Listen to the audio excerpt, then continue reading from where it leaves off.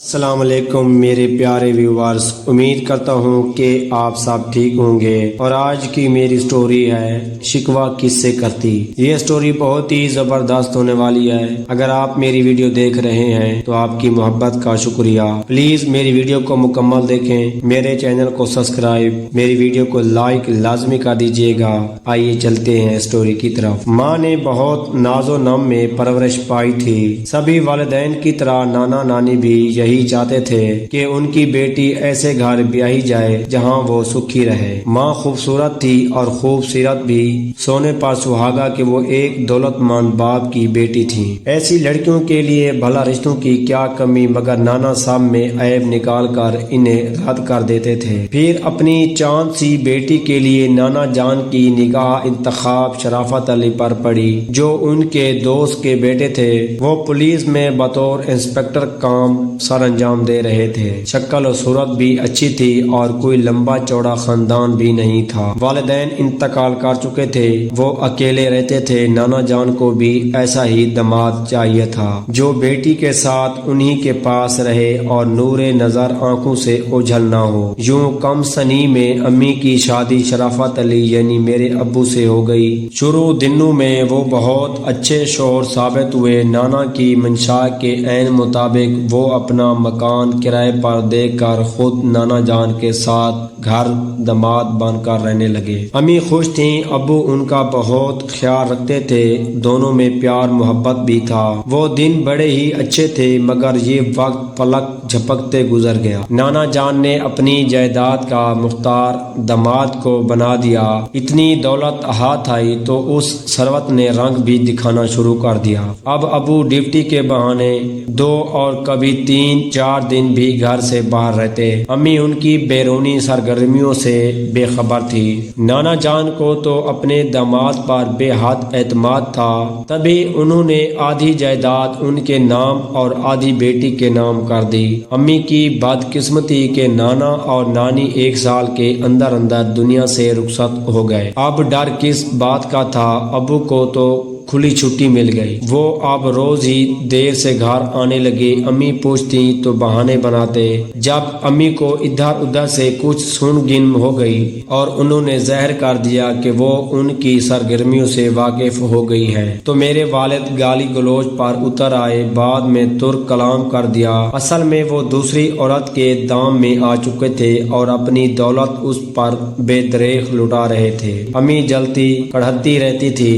ابو نے اپنا مکان بیچ کر اس رقم سے اپنی محبوبہ کے لیے نیا گھر بنوا لیا۔ امی نے احتجاج کیا تو کہا، یہ گھر تیرے باپ کا دیا ہوا نہیں ہے، میں نے بنوایا ہے۔ امی کو وہ اب اہمیت نہ دیتے بلکہ ان کی ذات میں بیسوں عیب گنواتے تھے۔ ایسے میں میری امی سوائے صبر کیا کر سکتی تھی، جبکہ شوہر کی آنکھوں پر کسی اور عورت کی عشق کی پٹی بندھ گئی تھی۔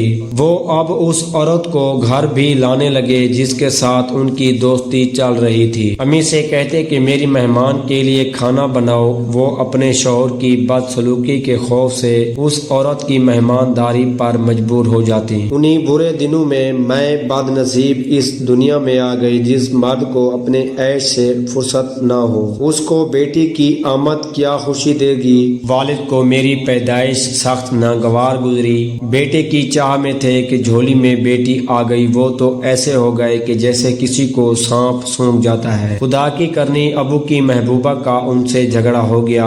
وہ بہت دولت ان سے لوٹ چکی تھی، شاید اس کو اب شرافت علی کی ضرورت نہ رہی تھی۔ تبھی شمشاد بیگم ان کی زندگی سے نکل گئی۔ اس کو میرے والد سے زیادہ مالدار آدمی مل گیا تھا۔ اس کے روٹ کر چلے جانے سے ابو بہت بے چین رہنے لگے، کسی پل آرام نہ تھا۔ بات بات پر غصہ کرتے، گھر کی اشیاء اٹھا کر پٹخ دیتے اور قیمتی سامان توڑ ڈالتے تھے۔ وہ ہر وقت بے قراری میں رہتے تھے۔